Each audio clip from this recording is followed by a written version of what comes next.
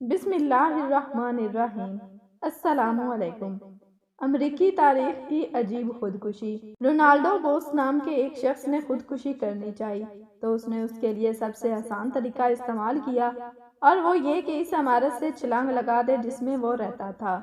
اس نے عمارت کی 10ویں منزل سے چھلانگ لگا دی اور اپنوں کے لیے ایک خط چھوڑا جس میں اس نے خودکشی کی وجہ یہ بتائی کہ وہ زندگی سے مایوس ہو گیا تھا۔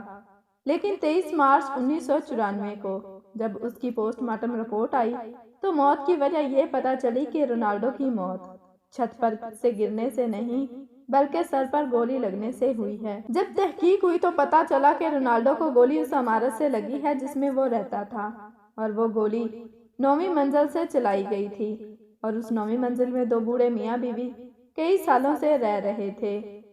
ہمسایوں سے معلوم ہوا کہ دونوں میاں بیوی آپس میں ہر وقت لڑتے جھگڑتے تھے اور عجیب بات یہ تھی کہ جب رونالڈو نے چھت پر سے اپنے آپ کو پھینکا اسی وقت بوڑھا شوہر پستول تھامے اپنی بیوی کو جان سے مارنے کی دھمکی دے رہا تھا۔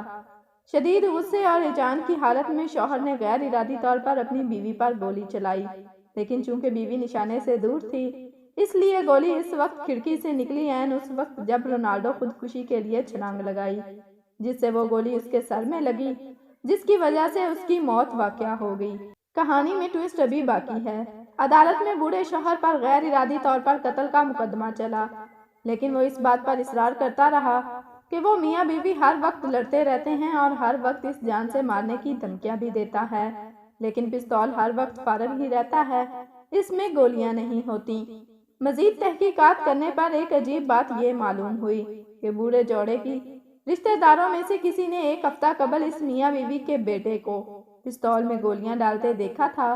وجہ اس کی یہ تھی کہ ماں نے بیٹے کو مالی امداد دینے سے منع کر دیا تھا تو بیٹے نے بوڑھے ماں باپ سے جان چھڑانے کی سوچی۔